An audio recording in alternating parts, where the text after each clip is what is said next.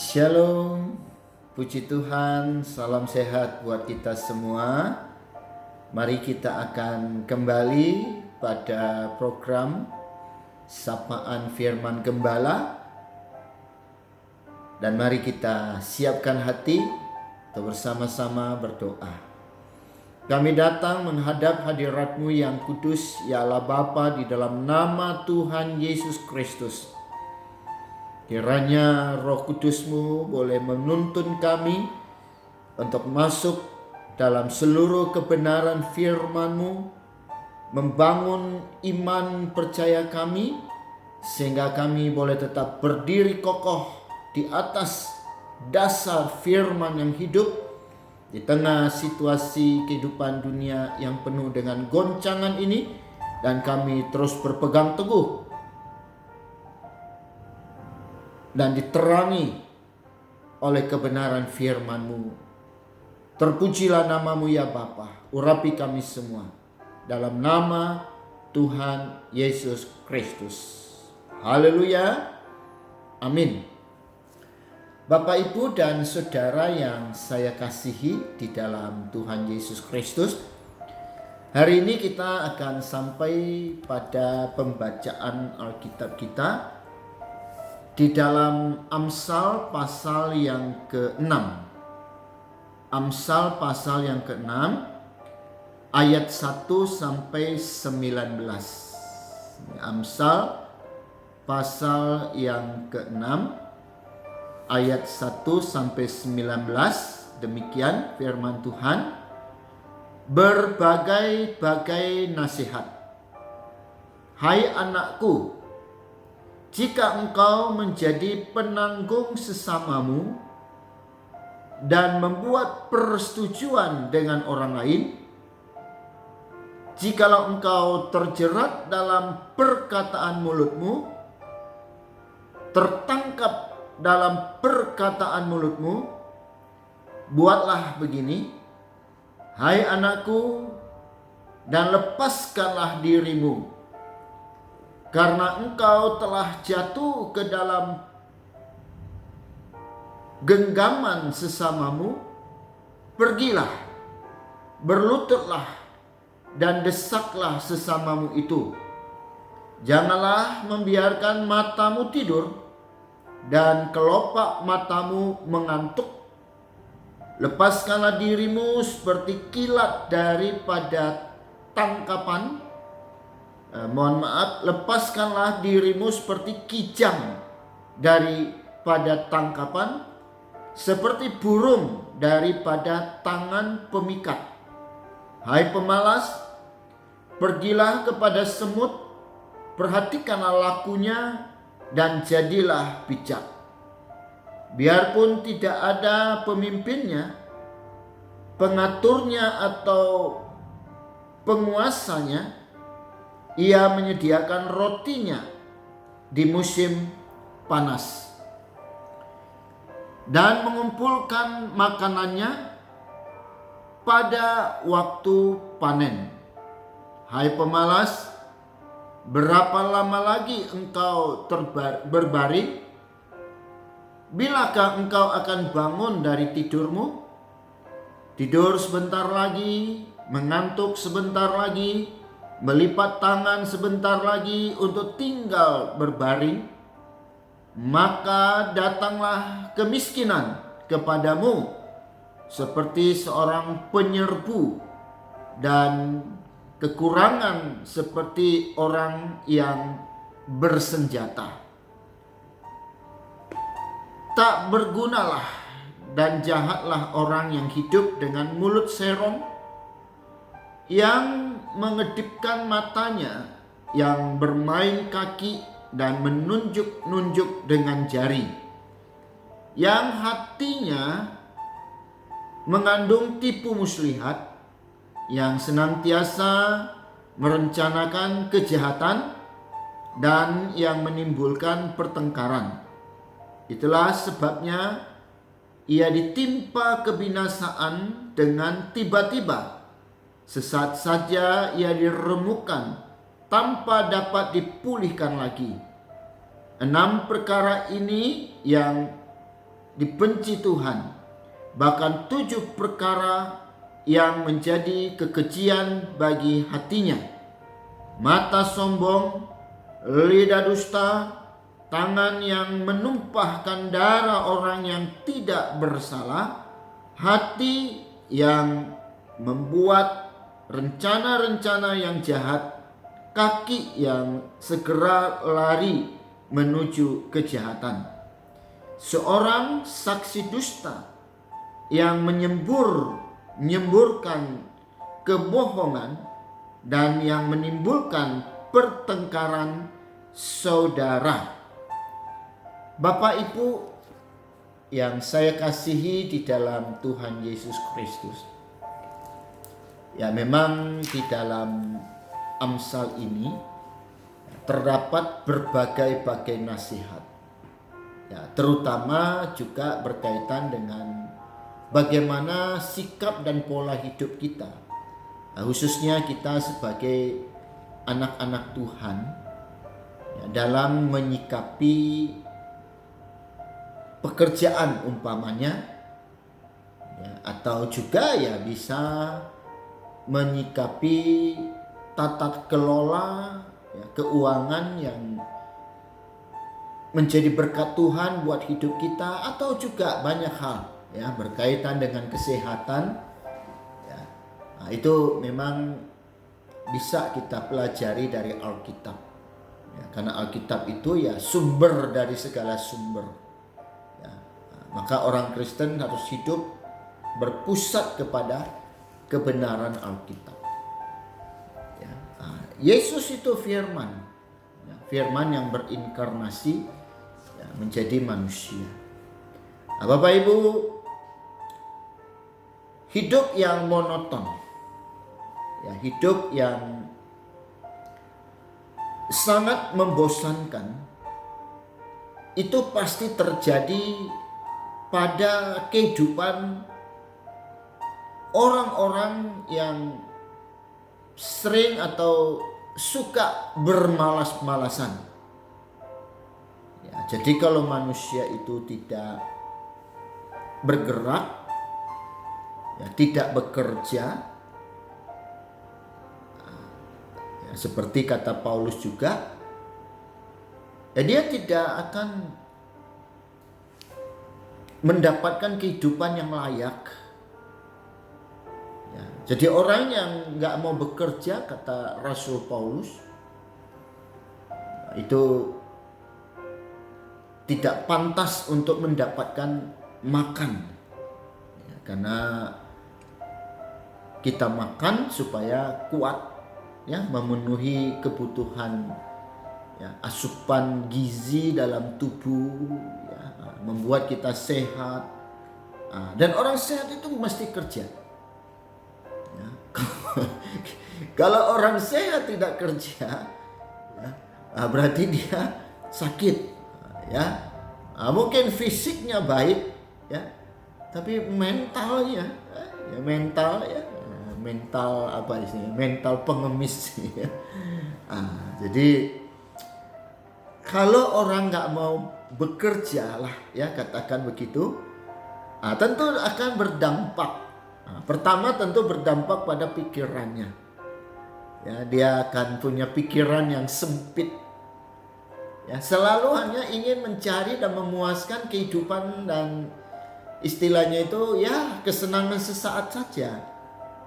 Ya, tidak pernah bagaimana dia berpikir merancangkan sebuah hidup dan masa depan yang lebih baik. Padahal itu yang direncanakan Tuhan, ya, buat hidup kita.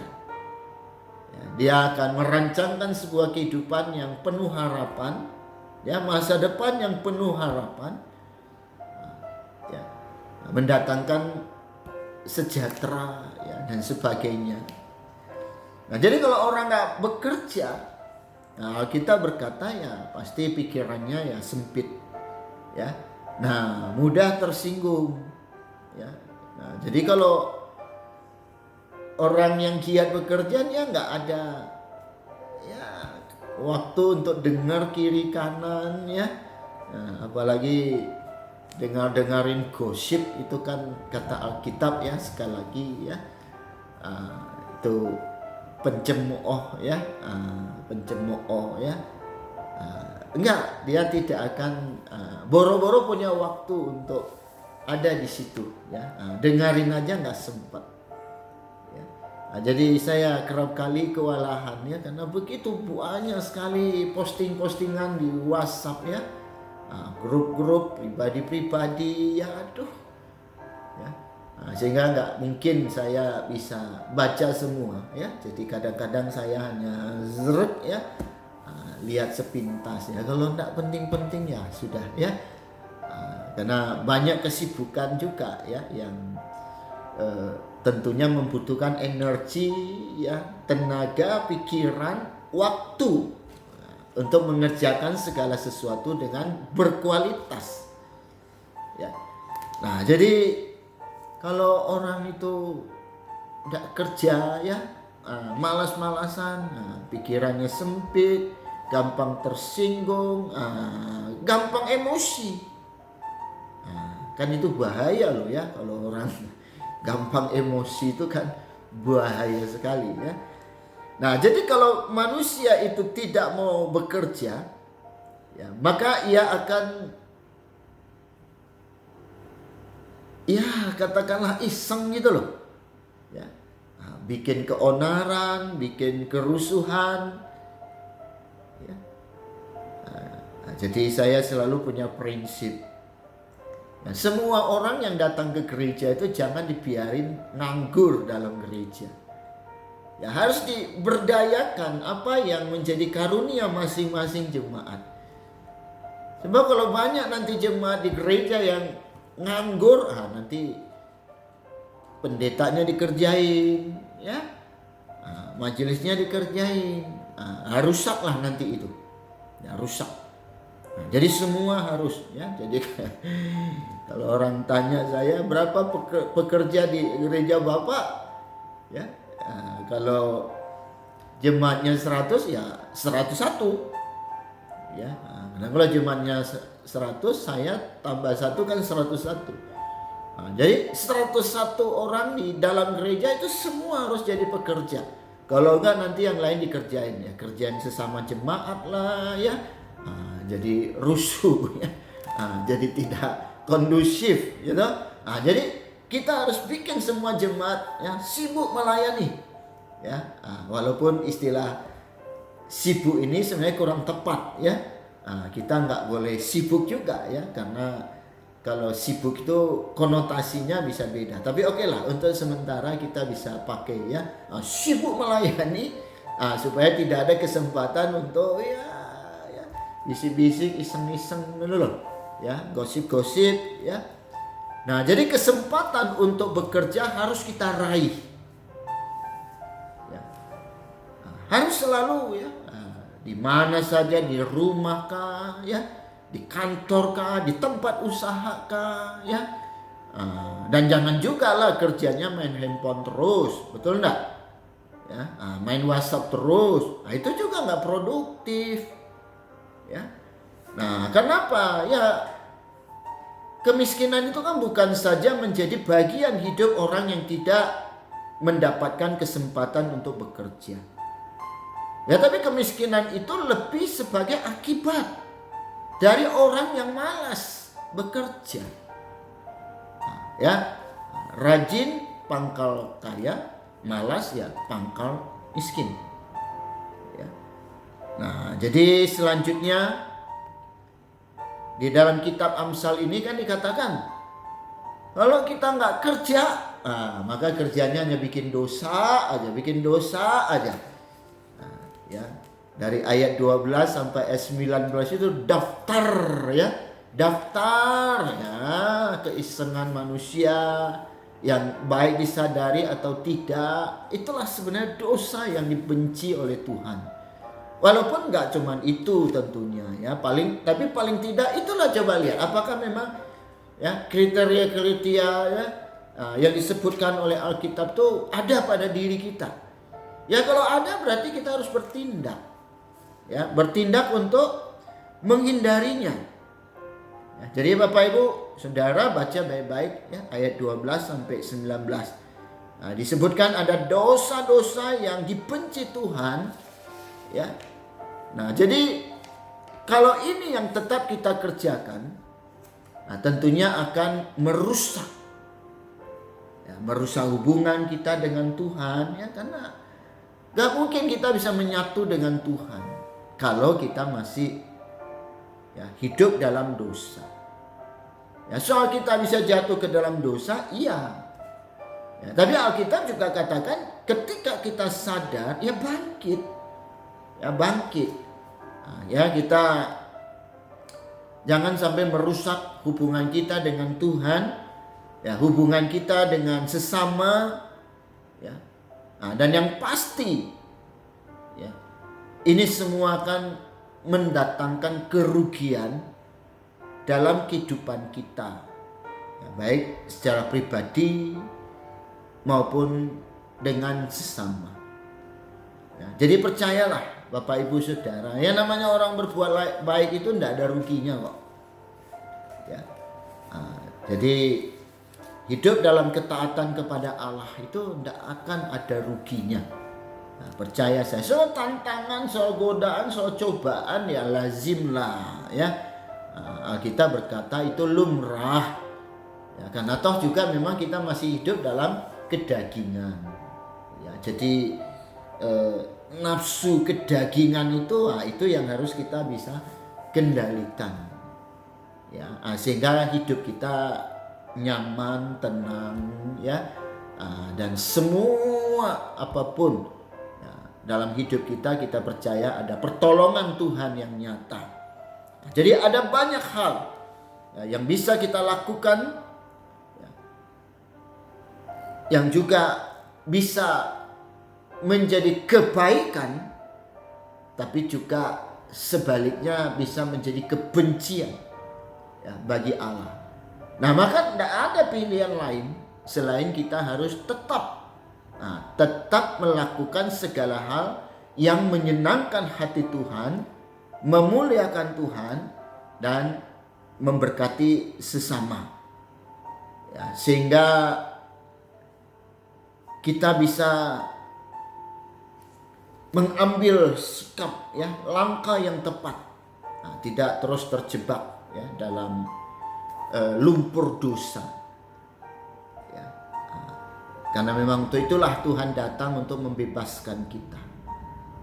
Sehingga kita juga bisa dipakai oleh Tuhan untuk membebaskan semua orang ya, Tuhan Yesus akan tolong kita semua supaya di dalam kesempatan kehidupan kita sekarang ini ya, kita boleh menjadi alat keselamatan dari Tuhan ya, untuk menjangkau dunia ini. Ya, puji Tuhan, mari kita berdoa. Kami bersyukur kepadamu ya Allah Bapa di dalam Yesus yang telah menolong kami melalui kuasa Roh Kudus-Mu, sehingga kami boleh terus diingatkan dan terus dimampukan untuk melakukan segala kebenaran firman-Mu ini, agar hidup kami pun semakin diberkati oleh Tuhan dan mendatangkan manfaat bagi diri kami dan sesama kami. Terima kasih Bapa, memberkati seluruh jemaat Tuhan dimanapun dan seberapa banyak pun yang dapat mengikuti program pelayanan gereja Tuhan ini. Di dalam nama Tuhan Yesus Kristus, Kau terus karuniakan kesehatan dan kekuatan. Kau terus berkati jemaat Tuhan dengan berlimpah untuk segala hal yang kami boleh kerjakan dan usahakan. Demikian juga pendidikan bagi setiap anak-anak kekasih kami, Tuhan lindungi dan Tuhan senantiasa tutup bungkus dengan kuasa darah-Mu yang kudus. Terpujilah Tuhan kekal sampai selama-lamanya dalam nama Tuhan Yesus Kristus. Haleluya. Amin. Tuhan Yesus memberkati kita. Sampai jumpa kembali. Shalom, salam sehat, dan jangan lupa protokol kesehatan. Amin, amin, amin. Puji Tuhan.